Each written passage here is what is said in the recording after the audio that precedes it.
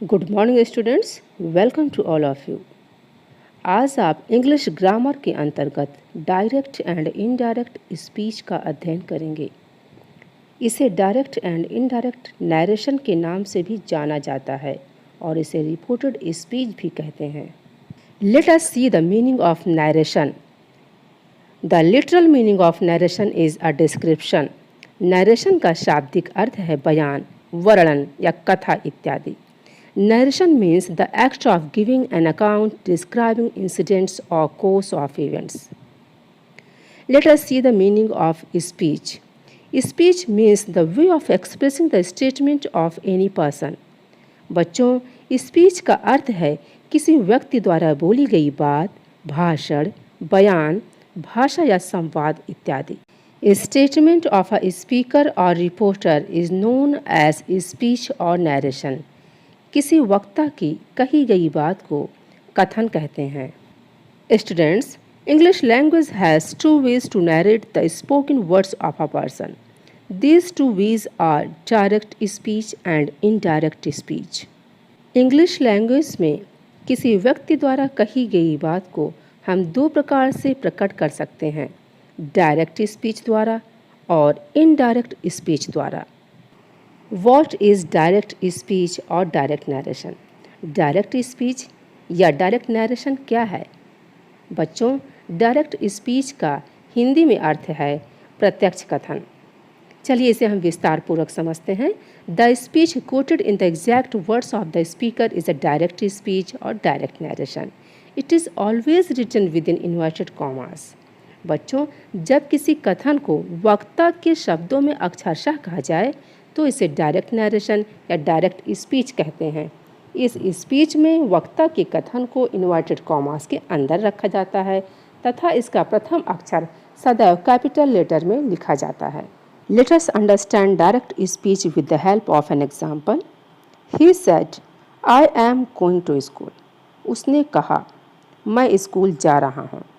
Students, देखिए यहाँ पे I am going to school direct speech है, वक्ता द्वारा ही के द्वारा कही गई बात है जिसे ठीक उसी के शब्दों में ज्यों को त्यों लिख दिया गया है।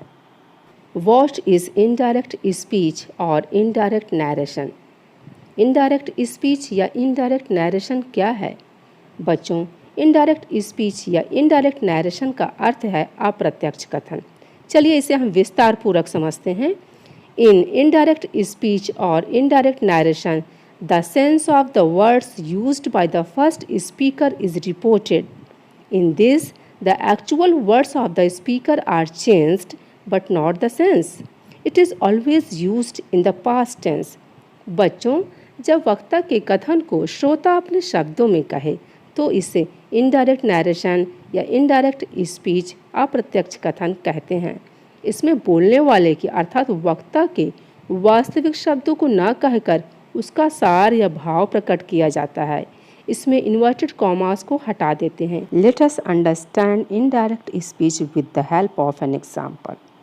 ही said, I am going to school. उसने कहा, मैं स्कूल जा रहा हूँ। बच्चों, यह डायरेक्ट स्पीच है और इसका इनडायरेक्ट स्पीच होगा, he said that he was going to school. उसने कहा कि वह स्कूल जा रहा था।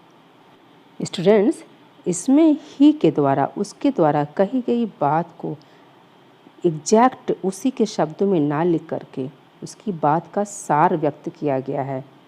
उसने जो बात बताई उसे लिसनर ने, सुनने वाले ने अपने शब्दों में बताया है, इसलिए यह इनडायरेक्ट स्पीच है। स्टूडेंट्स, डायरेक्ट स्पीच के दो भाग होते हैं। पहला है रिपोर्टिंग वर्ब, इसे रिपोर्टिंग स्पीच या रिपोर्टिंग पार्ट भी कहते हैं, और दूसरा है रिपोर्टेड स्पीच, इसे रिपोर्टेड पार्ट भी कहा जाता है। What is reporting verb? The verb which introduces the reported speech is called the reporting verb. Reporting part में वक्ता की बात को जिस मुख्य क्रिया से प्रारंभ करते हैं उसे रिपोर्टिंग वर्ब कहते हैं। इसे इन्वर्टेड कॉमास के बाहर लिखा जाता है। What is reported speech? Reported speech क्या है? The exact words of the speaker are called the reported speech which are put within inverted commas. बच्चों, जो कुछ वक्ता द्वारा कहा जाता है उसे रिपोर्टेड स्पीच कहते हैं। इसे इन्वर्टेड कॉमास के अंदर लिखा जाता है। Students, late us understand it with the help of an example. चलिए इसे हम एक उदाहरण के माध्यम से समझते हैं। Ram said, will you give me your pen? Ram ने कहा, क्या तुम मुझे अपना पेन दोगे? बच्चों, इसमें राम सेड रिपोर्टिंग पार्ट है और इसमें सेड शब्द रिपोर्टिंग वर्ब है, और will you give me your pen ये पूरा रिपोर्टेड स्पीच है, अर्थात वक्ता द्वारा राम द्वारा कहा गया कथन। Let us see the main points of direct speech. Direct speech की जरूरी बातें या मुख्य बिंदु क्या हैं? इसमें पहला है, डायरेक्ट स्पीच में वक्ता या स्पीकर के कथन को इन्वर्टेड कॉमास के अंदर रखा जाता है। दूसरा है, रिपोर्टिंग वर्ब के पश्चात कॉमा का प्रयोग होता है। और तीसरा, इन्वर्टेड कॉमास के अंदर के भाग का पहला अक्षर कैपिटल लेटर अर्थात अंग्रेजी के बड़े अक्षर से लिखा जाता है। Let us see the rules for changing direct into indirect speech. Direct speech को इनडायरेक्ट स्पीच में बदलने के लिए महत्वपूर्ण नियम। डायरेक्ट से इनडायरेक्ट बनाते समय वाक्य में निम्नलिखित परिवर्तन किए जाते हैं। First, use of connective that, if, whether etcetera, अर्थात संयोजक सूचक शब्दों जैसे कि दैट, इफ या वेदर का प्रयोग। दूसरा, to change the tense of the verb, क्रिया के काल में परिवर्तन। Third, to change the pronoun persons, सर्वनाम में परिवर्तन। To change the word showing nearness and time, संयुक्ता सूचक शब्दों और समय में परिवर्तन। स्टूडेंट्स, चलिए हम इन नियमों को विस्तार पूर्वक समझते हैं। डायरेक्ट से इनडायरेक्ट स्पीच में बदलने के सामान्य नियम। फर्स्ट, इनडायरेक्ट स्पीच में इन्वर्टेड कॉमास को हटा देते हैं। सेकंड, रिपोर्टिंग वर्ब के बाद कॉमा का प्रयोग नहीं होता है। थर्ड, रिपोर्टिंग वर्ब के पश्चात आवश्यकतानुसार उचित कंजंक्शन कनेक्टिव्स जैसे दैट, इफ, वेदर या टू लगाते हैं। फोर्थ, रिपोर्टिंग वर्ब का टेंस कभी नहीं बदलता है। फिफ्थ, रिपोर्टिंग वर्ब को रिपोर्टेड स्पीच के भाव के अनुसार told, stated, asked, commanded, pleaded, advised, ordered आदि में बदल देते हैं। सिक्स्थ, आई तथा प्रॉपर नाउन को छोड़कर रिपोर्टेड स्पीच का पहला अक्षर स्मॉल लेटर में लिखा जाता है। सेवन्थ, काल, टेंस, सर्वनाम, प्रोनाउन तथा समय अथवा स्थिति की निकटता, नियरनेस ऑफ टाइम और पोजीशन सूचक शब्दों में परिवर्तन आता है। डायरेक्ट स्पीच को इनडायरेक्ट स्पीच में चेंज करते समय जो चेंजेस आते हैं वो इस प्रकार से हैं। ओमिशन ऑफ कॉमा, कॉमा का लोप अर्थात कॉमा को हटा दिया जाता है। यूज़ ऑफ दैट, और उस कॉमा के स्थान पर दैट शब्द का प्रयोग किया जाता है as a connective. Change of pronoun, अर्थात सर्वनाम के पर्सन में बदलाव कर दिया जाता है। चेंज ऑफ टेंस, सेंटेंस का काल टेंस को बदल दिया जाता है। चेंज ऑफ एडवर्ब, प्लेस और टाइम, अर्थात निकटता सूचक शब्दों को परिवर्तित कर दिया जाता है। स्टूडेंट्स, डायरेक्ट स्पीच को इनडायरेक्ट स्पीच में चेंज करते समय हमें वाक्य के प्रकार का ज्ञान अवश्य होना चाहिए। बिना वाक्य के प्रकार को पहचाने उसे नियमानुसार नहीं बदला जा सकता है। तो चलिए एक बार हम वाक्य के प्रकारों का अध्ययन कर लेते हैं। अर्थ की दृष्टि से सेंटेंस को 5 प्रकारों में बांटा जा सकता है। पहला है असर्टिव सेंटेंसेस, दूसरा इंटेरोगेटिव सेंटेंसेस, तीसरा इम्पेरेटिव सेंटेंसेस, चौथा एक्सक्लेमेटरी सेंटेंसेस और पांचवा है ऑप्टेटिव सेंटेंसेस।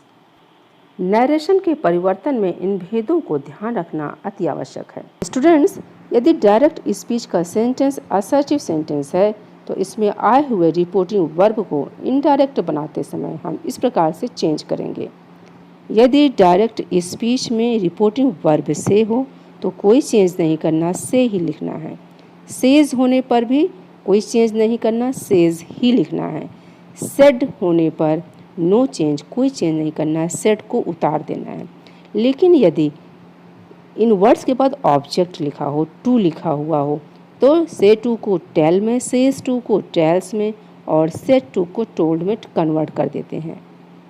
यदि डायरेक्ट स्पीच का सेंटेंस इंटेरोगेटिव सेंटेंस है, प्रश्नवाचक वाक्य है, तो इसमें आए हुए रिपोर्टिंग वर्ब सेड या सेड टू को हम आस्क्ड, क्वेश्चनड, इंक्वायर्ड ऑफ और इंटेरोगेटेड वर्ड्स में चेंज कर देते हैं। स्टूडेंट्स, यदि डायरेक्ट स्पीच का सेंटेंस इम्पेरेटिव सेंटेंस है तो इसे इनडायरेक्ट स्पीच बनाते समय हम इसके रिपोर्टिंग वर्ब सेड या सेड टू को भाव के अनुसार ऑर्डर्ड, रिस्पेक्टेड, फॉरवर्ड या सजेस्टेड इत्यादि में चेंज कर देते हैं।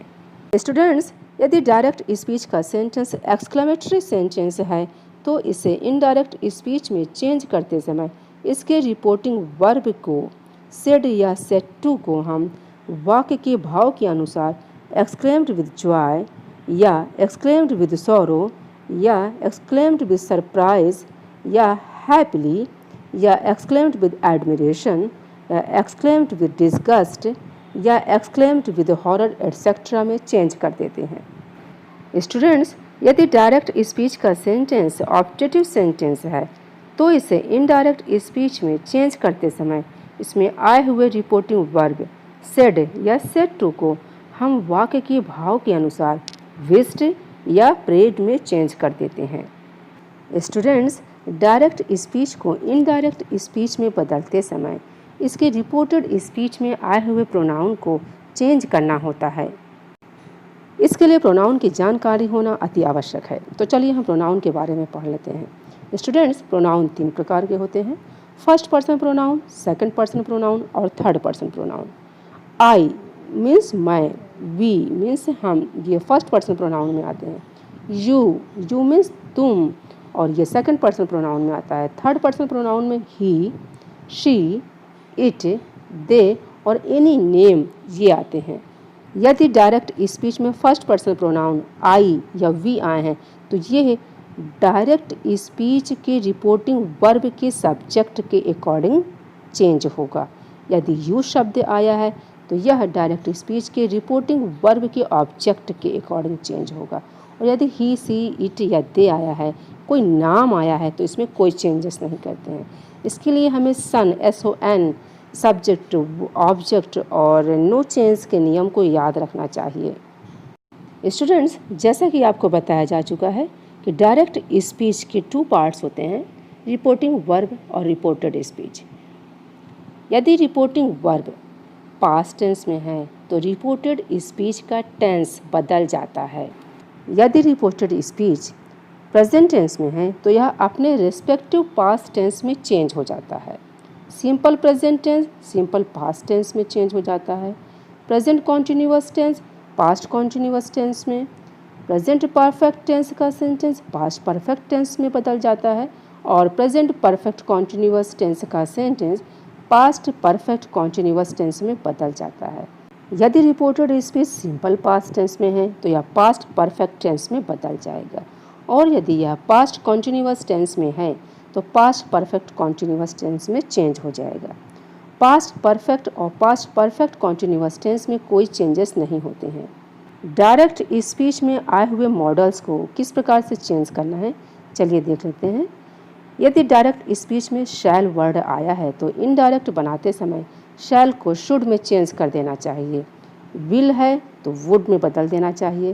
कैन को कुड में, मे को माइट में और मस्ट को हैड टू में चेंज कर देना चाहिए। स्टूडेंट्स, यदि डायरेक्ट स्पीच का सेंटेंस पास्ट टेंस में है, इसमें सेड टू या सेड वर्ड आया है तो इसमें लिखे हुए निकटता सूचक शब्दों और समय को परिवर्तित कर दिया जाता है।